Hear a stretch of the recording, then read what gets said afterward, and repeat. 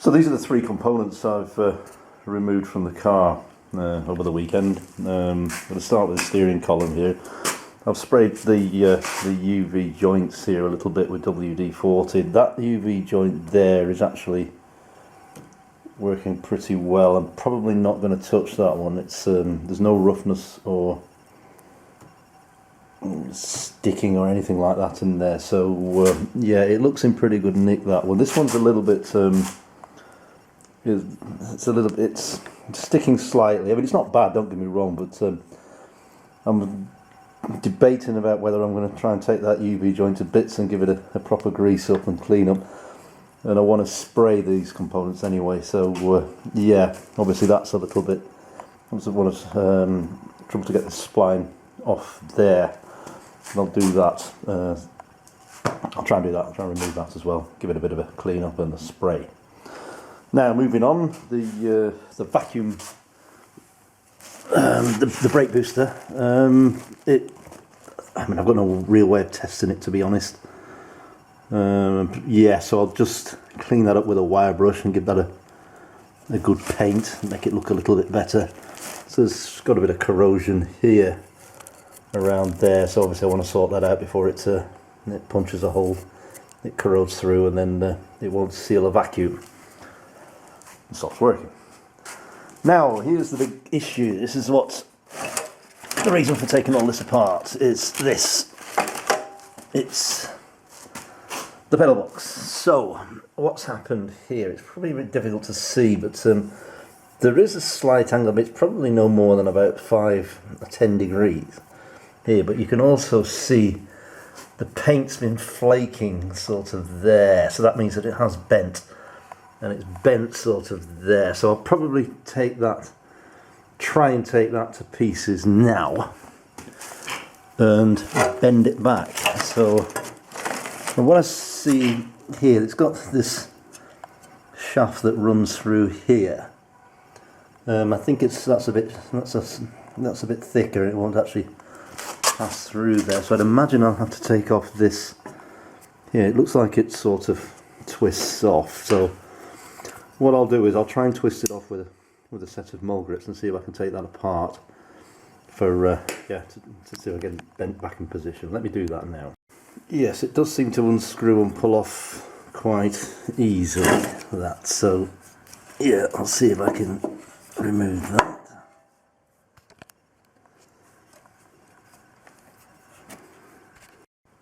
Yeah, so that came off easily enough. The spindle there. Clean that up a bit, give it a bit of a re-grease. A few washers. I didn't quite know which way they go in, but I'll check the diagram. So I think what the next thing I'll do now is try and bend that back in the vise and see how far I get with that. It's amazing how you've got things lying around which you mean to chuck out ages ago, and you don't get around to actually doing it, and then it comes in useful. It comes in good use, because yeah, I've managed to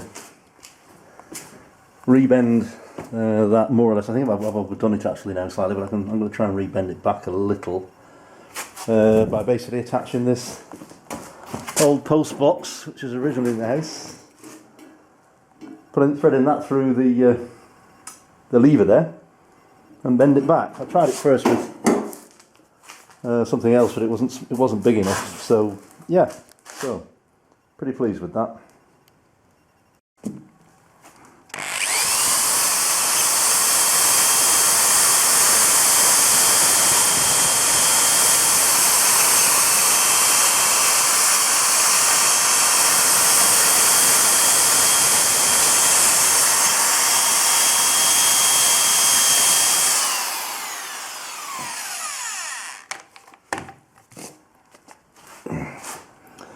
Yeah, I'm quite pleased with the way that's come up. I'll put some rust converting primer on there, give it a bit of a paint, and yeah, most of the surface rust has been removed, so it's looking pretty good. I've cleaned up the pedal box a little bit, yeah, reinstalled it, install the pedals and connections, fittings and everything. Yeah, so hopefully that will have done the trick. The arm there, as I say, I bent it so it's pretty much parallel to the clutch pedal itself. Maybe even a little bit more, but I think that should be okay. I guess I'll test it before completely reinstalling Stephen Cogman and everything else. But yeah, brake booster. So cleaned it up also a little bit. And yeah, I think when it comes to the steering column rebuild, I'm umming and ahhing about whether I should rebuild it now or do it later. Because the universal joints are actually not too bad now. I've cleaned them up a little bit with WD-40. I was going to spray that, but I can't yet get this this spline off there. So I was thinking maybe with a bit of heat it might be able to come off then. But it's a job I might do later. What I'm going to do in the meantime is remove the slave and master cylinder of the clutch from the car. So the clutch the clutch master is held on by 2 bolts which have to be undone from underneath the dash. Again. So the clutch slave bolts are there. They're a little bit awkward to get to, and I'm going to need a deep socket. I think it's 10mm to remove them. Well, they are actually 2 13mm nuts with thrust washers that hold the clutch master. That should just pull out, and it does. What I'll do is I'll release the slave as well. I do have a new slave, and bleed it all on the bench, or not in the car. Clutch mechanism of the 1988 Lotus XL. I do have a new slave, so I'm going to try and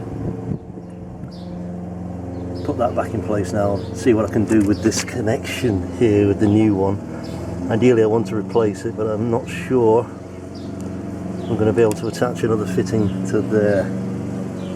So let's see, let's take it down to the basement. So the first thing I'm going to do is try and remove this nut here. I don't think it's going to be that easy though. I think it's going to round off if I do it with just a normal open end spanner. That's 12mm, I think it's 11 actually. It did release quite easily.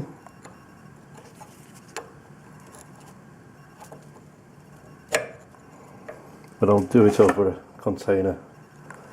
I'll continue over a container to stop it from breakthrough from leaking everywhere. I do want to replace this clutch line, but I don't have one in stock at the moment. And yeah, it's going to take me a while to order it, so I'll leave it as it is, I think. And yeah, when I'll buy it, probably when I order the next batch of parts, I'll buy a new clutch line and maybe a master cylinder. But I'll try and take that master cylinder to bits now and just give it a bit of clean up. I don't have the rebuild kit, which are available, but I'll have to do for now. So I'll start by removing that circlip there.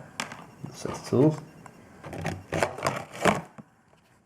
That was a bit of a pain in the arse to get out. It's getting stuck on the lip, but I kept sort of pushing it in with a screwdriver and sort of letting it spring back out.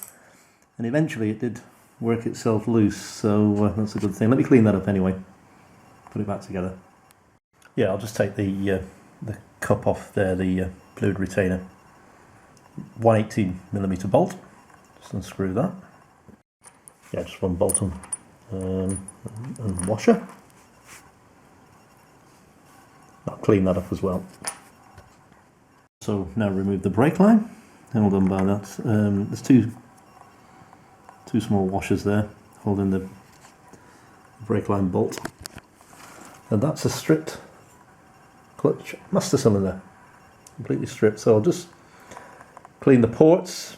Inside we're giving it a bit of a clean with WD-40. I'll give it I'll dry it out properly, make sure there's no other fluids in there, and then clean it thoroughly with brake fluid and put it back together. Yeah, I'm cleaning it out with brake fluid and quite pleased with the operation of it. There's good pushback, it's very smooth. Yeah, so I've put lots of brake fluid in there, just give it a bit of a wipe down. Replace everything, give it a bit of a bleed, and back on the car. I've bolted the clutch master cylinder back into the car. I've put a little bit of silicone around it there to stop rainwater seeping in there.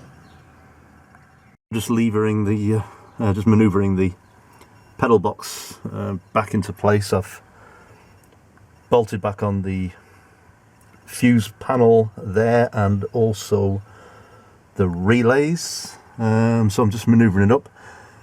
And I will try and attach the speedo cable. So I've managed to put it in place, pedal box, and attach that nut and bolt there. So I'll move inside into the engine bay and try and attach the speedo cable. The cable is just a little ball end like that, and that should fit into the slot on the pedal box. The throttle cable is now in place. I don't know if it's possible to see it. A little bit fiddly, but got there in the end. Managed to secure one of the top bolts that goes on the outside of the chassis, on the firewall there, that bolt there. It is a bit tricky. It's best to be a two-man job, but what I had to do is I had to wedge the pedal box in place with this bar here and hold it in place, thread the bolt through, and then attach the nut with this set of long extensions here and the nut on the end, and that worked just. But it's better if you did that with a two-man job, so someone can just push the bolt through and you can try and attach it from underneath, the nut from underneath here. So I've got those 3 ringed earth connections now bolted on. It's better if I did that actually before I secured the pedal box itself to the bulkhead. It's better access when it's not attached. I didn't, but anyway I managed to get this socket on there, but it's a bit more awkward, so attach those. It probably also help you to secure the pedal box so it stops it slipping down as well if you attach those earth wires before. But anyway, so I think the next job now is to try and attach the clutch fittings and see how the clutch is operating. So I'll get the rod and do that. So the clutch itself is now attached, and I managed to just about get that rubber boot on top of the connection there. It's probably better actually to put the rubber boot on the master cylinder before you actually insert it there, and then just slip the rod inside it. It looks a lot more aligned now anyway, I have to say that, but I'll check the operation of the clutch and see how much it's moving. Now, just to test the operation of the clutch, as you can see there, it's much, well hopefully you can see, I'm not sure, it's much more aligned and the operation is a lot smoother. It seems like we're getting more movement there. So hopefully that's solved the problem, but let's see.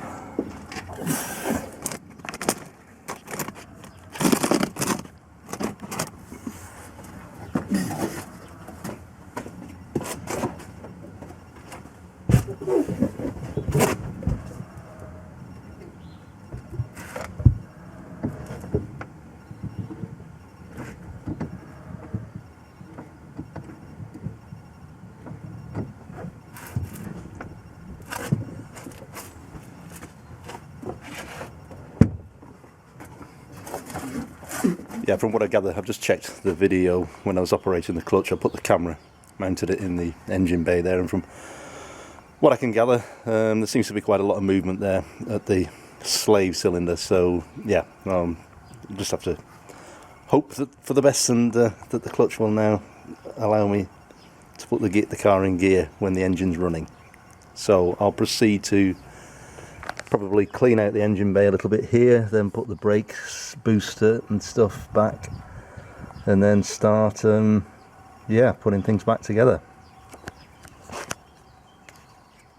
So the next thing to go in is the brake booster. This is a job I'm not looking forward to, is getting them bolts on the end of, getting those nuts on the end of those threads. But what I'm going to do first is I'm going to just put a bit of silicone sealant around this area here, just to stop water from finding its way into the cabin.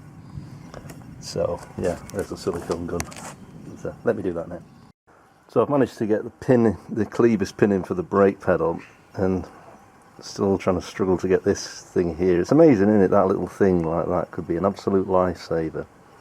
If I don't put that in, I am risking my life. It's just a little thing like that. But there you go.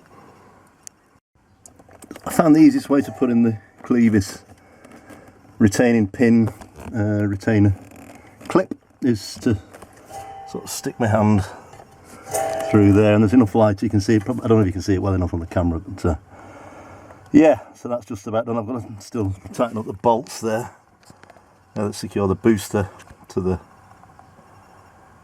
bulkhead and pedal box. But, let me do that again. They're a bit awkward, but I managed to get one of them in. The second one still to do. Clevis pin's now in, and as I say, I'm much happy with the way that clutch pedal's sitting now. It's on the same height as the brake pedal, and it seems to be operating quite well. So this is the next thing I'm going to concentrate on, is this bonnet release here, which has been loose since I dismantled the door, which was well, I don't know, about a year ago or so. Yeah, so I'm going to try and secure that in place there. It's quite a bit difficult to access. The reason why I haven't done it since is because you have to take the seat out and get on and crawl under there, I think, to gain better access, but I'll take care of that now. I finally managed to get the middle part of the steering column out, or the end part of the steering column out.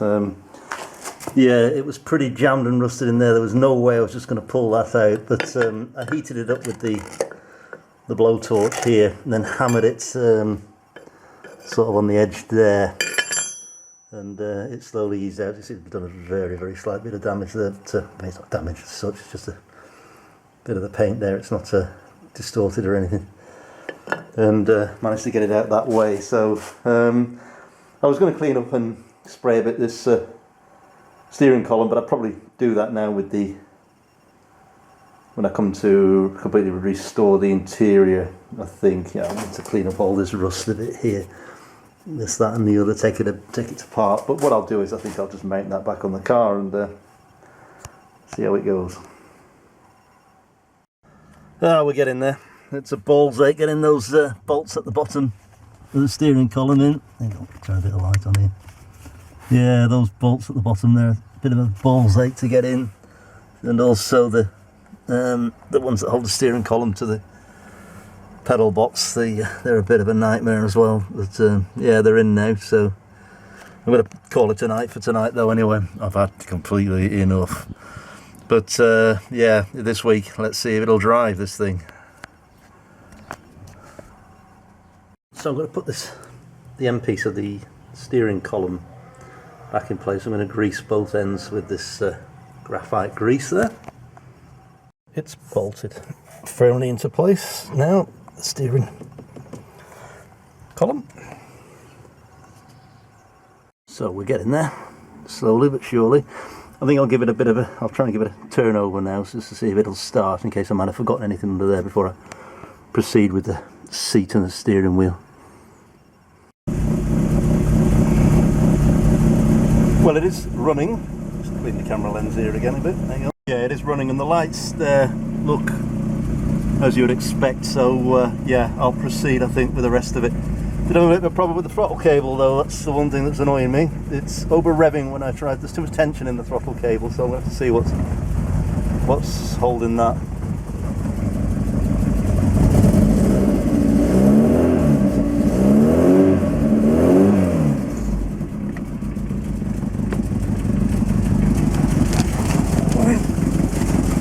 Oh dear. It's going to concave in a second if I don't put a bit of revs in there.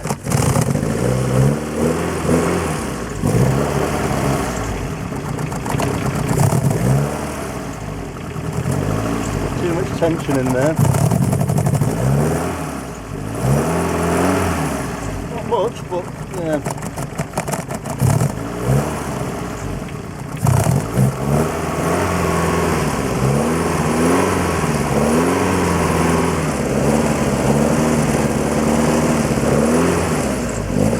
I'll try and adjust it from here. Throttle cable.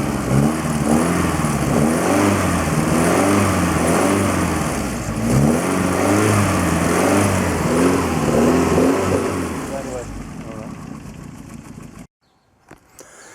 yeah, unfortunately I've had a bit of a disaster today in that the throttle cable has become detached in the pedal box. So yeah, I've had enough for tonight as well. It's Monday evening, and I'm going to have to work out a plan about how I'm going to get that reattached, because it's very difficult to get your hands in there and reattach it. And worst case scenario I think is that the brake boosters may have to come out again, but we'll see if I can remove the instrument panel and do it that way again. But that's all for now, folks. Anyway, please subscribe to the channel.